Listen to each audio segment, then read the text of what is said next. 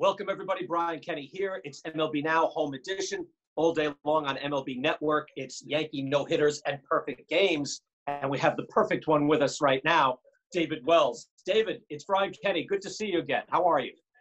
Brian, I can't complain. Living in San Diego does not stink. You know, it's 72 and sunny. Golf courses are now open. Keep your distance. You walk 18, you get exercise.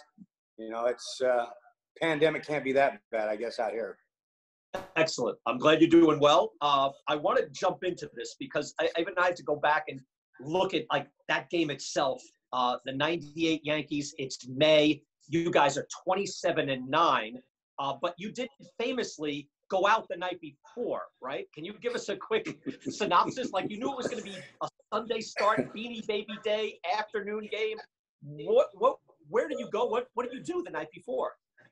Well, my dad brought my son in for my visitation that weekend. And so they got in Friday, and then Saturday they went to the game. We hung out, and then Saturday night we went to dinner, you know, right there on Tony's up on 84th and 83rd and 2nd. And so after that, Saturday Night Live was going on, and I usually went to all the shows when I was there. But, you know, I'm the guy that doesn't really go to bed early. So I just told my dad, I'm going to go to the show, and then I'll be right back after the show. But Marcy Klein kind of coaxed me into going to the after party, and I didn't want to go. And I ended up going, which was, I guess, a mistake, but not a mistake, because I ended up hanging out with Jimmy Fallon and the cast, Horatio Sands and those guys. And one thing led to another, and we just started getting after it. And I think I left about 5:30, 6 in the morning.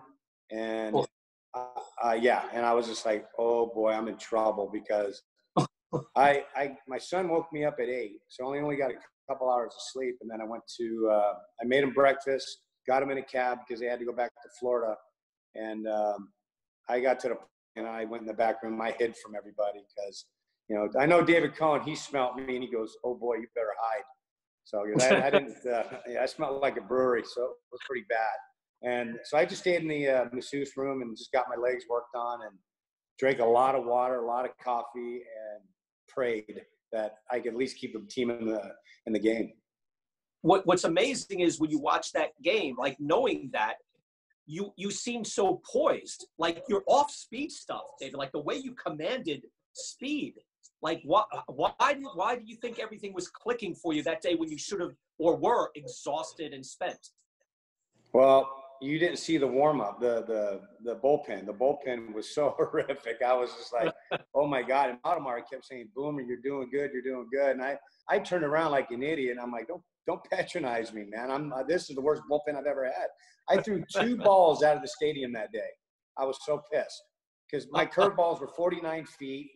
Fastballs were everywhere, and I was just like, I just had nothing, no control in the bullpen. I ended up stopping my my routine short because I normally throw about 42 pitches in the bullpen. I bet you I threw 32, 34. And I said, Mel, this is about as good as it's going to get. Let's go. And I went from there into the dugout, went up to my locker, grabbed the water, went on the bench, and then went out there, and I was just like, the first pitch I threw was about 93, 94 right down the middle. I'm like, whoa, where'd that come from? And that's where it all began. I mean, I couldn't tell you because that bullpen was horrific. Yeah, what does that tell us? Now, again, you pitched 21 years. You have 239 wins. You've probably tried everything, right, to maximize performance. But given that your perfect game, kind of like Don Larson's perfect game, he was out the night before. He didn't know he was pitching the next day and all that famously, and was, you know, thought he would be terrible. What does that tell us about performance? Like maybe getting out of our own head, or what does that teach us? Or what can we learn from that? Why you were so good that day when you shouldn't have been? Well, I think you're a little more relaxed because you're not worried about the game. You're worried about how am I need to stay in this game. I need to keep the team in the game because if I don't, all hell's going to break loose. You know, if they found out that I went out the night before, stayed out all night, and then did that, I mean, you know the drill. You're going to get reprimanded. You probably get suspended. You're going to get fined. But, you know, in 97, I started, you know, I went out with David Cohn in 97. And actually it was right before when he came off his aneurysm. And he had a no-hitter going, and Joe Torre pulled him. Mm-hmm. Well, the night before, we were at the hotel bar in Oakland, and we had a few drinks, and Coney went out, and he had that going. Well, I had to pitch the next night after that, and I was just like, I'm beat from the night before. And so Coney's like, well, remember last night? I'm like, you're right. So we jumped in a limo, went to San Francisco, and we tied one on. I pitched the next day, and I think I threw a shutout or a complete game. And I'm like, well, that kind of worked. So, you know, a superstitious guy, I started going out the night before I pitched, you know, not to get hammered, but, you know, have a few drinks and doing all that. And it worked. Wow. Don't ask me why, it worked. What do you think, given now that we know that was, even with all those great Yankee teams, that was the apex, the 98 Yankees. Give us something maybe we don't know, besides a very deep team, you know, Jeter and Bernie are very young, the whole thing. Why do you think that Yankee team was so historically great? Brian, it was right from the get-go. I mean, I think we lost the first 4 games. Joe Torre called a meeting. He wasn't very happy. He called a few guys out. I think he even called Jeter out. Jeter didn't like it, but it kind of gelled us as a team. But on the road, we all went to dinner. You know, there was no animosity going on in the clubhouse that I saw. You know, it was, and if it did, it was nipped in the bud. We were just such a unique group of guys that, you know, pulled from one another. There was no heroes on the team. We did our jobs, and that was the only thing that we, you know, was our main focus. But, you know, like you said, nothing ever got out of hand. And I've been on a lot of teams. I've been on 9 teams, and 3 of them twice. But to be with a bunch of guys, you know, for, you know, 125 games, that's, and no animosity going on between anybody, that's pretty special. And that's where you know, you guys can do, you can count on one another, you talk to one another. And that was something that really went on. Yeah, that was a fantastic year. 125 wins for the whole season. Right. I wanted to ask you, I see your a guitar collection behind you. Yes. You had an interesting story about the 98 season. You were in touch with a guitar legend. That's part of your 98 secret sauce. Tell us about that.